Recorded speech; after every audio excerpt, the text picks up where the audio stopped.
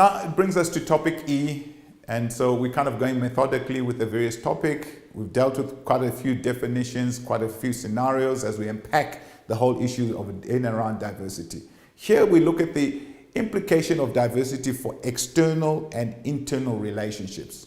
Okay, so three main communication issues in the process of dialogue with the stakeholders. Okay, the first issue would be communicating for diversity, meaning a permanent aspect of organizational policy, the why of communicating, the purpose of communicating.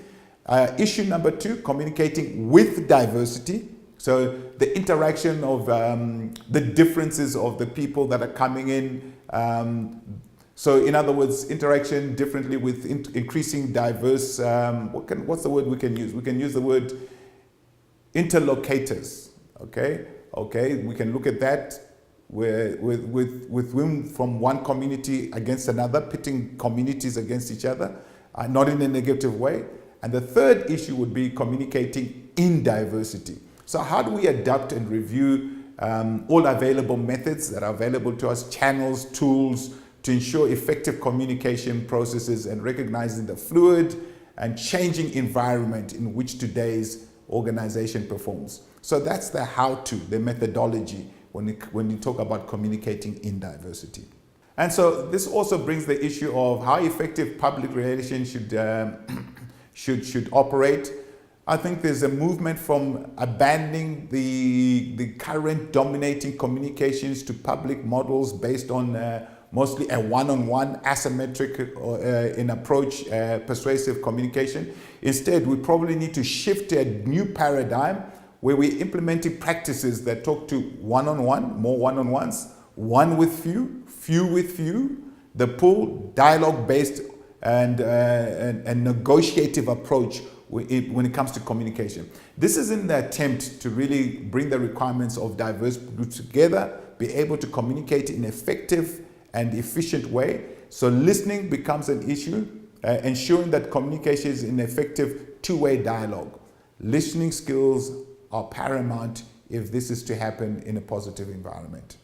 So what are some of the characteristics when we look at the implications of diversity for both internal and external relationships?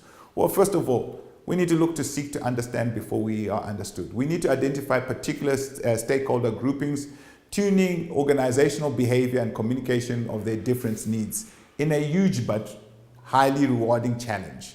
Okay? We need to look at mutual understanding, that it's vital. We need to create a fertile and interactive dialogue to add value.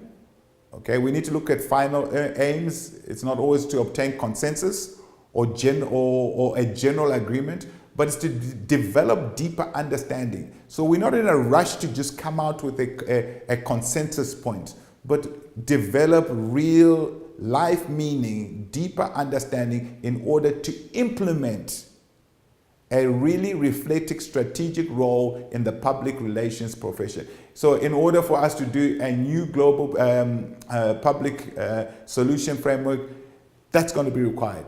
Is it deep enough to bring the sustainable change, or otherwise we'll be just ticking the box? When we look at the implications of diversity from an internal-external relationship, we need to look at the strong connection between strategic management of diversity and that of the internal and external relation activities. Inclusiveness is key as it will help us present or look towards strategic decisions. Key important aspects of an organizational value system beyond meeting legal obligations and requirements.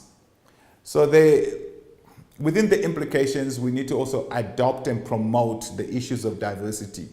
And this will kind of enhance the environment or the working environment in a positive way. Two issues that we might look at: creation of inclusive or heterogeneous organizational settings.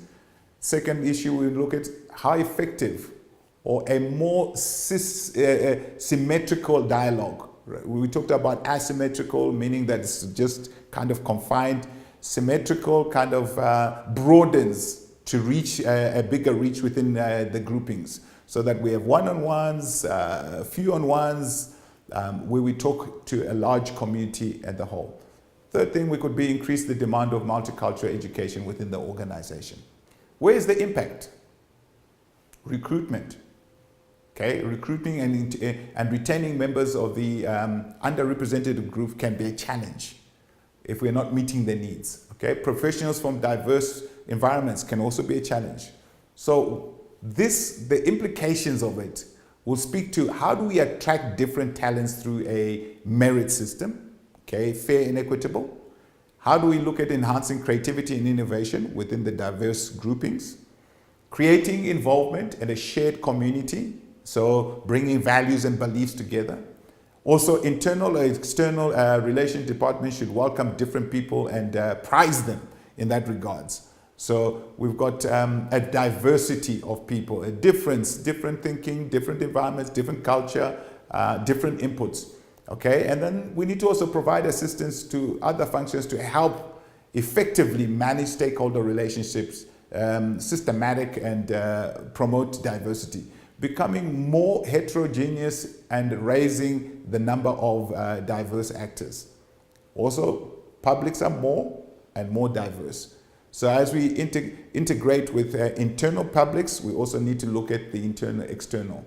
The impact is the way we manage or deal with the internal relationship will have a marked effect in the way we manage and deal with the external relationship, in particular when it comes to customer service. We also need to look at the fact for each individual is unique. What does it require? It's symmetrical. It's symmetric in character. The pool and interactive dialogue, we've spoken about this before. In times of continuous change, building positive and long-term relationships is fundamental in order to involve stakeholders who must be well represented in all the differences and facets within its organizers. The challenge is how well do we know these diversities from a cultural, age perspective? We talked about generational. And so an in-depth study in understanding the people, the human capital that you have within your organization is key and fundamental. This is the only effective way to create and maintain mutual understanding and trust in a troubled and diverse environment. Another consideration to look at is a multicultural educational curriculum is recommended. What do we mean when we talk about that?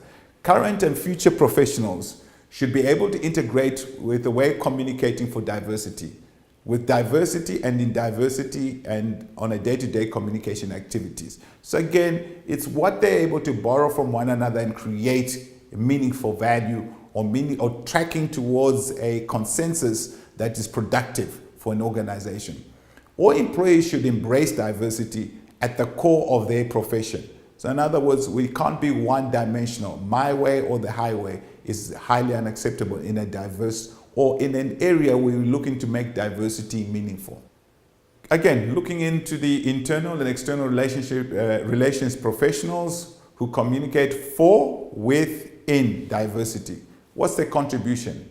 Okay, we're looking for an effective tailored content delivery for multicultural interlocutors. Okay, so that's important. Two, we're also looking at deep understanding between the organization and its internal and external publics. Okay, so that mutual goals and do they bring satisfaction, loyalty relationships? Are they built and cultivated over time? It's not a one-day wonder. It takes time to build these relationships. Can we increase both employment, and is that employment attractive to those that are coming into the organization? And how do we retain the quality of the people that are in? And I think diversity helps us do this if we do it correctly. Okay, multicultural staff and diverse talents, they enrich both an internal and external relationships or relations between interdepartments. We need to look at improved social involvement, goodwill and corporate reputation, and what does it do? It generates a good business practice through the expansion of the organization.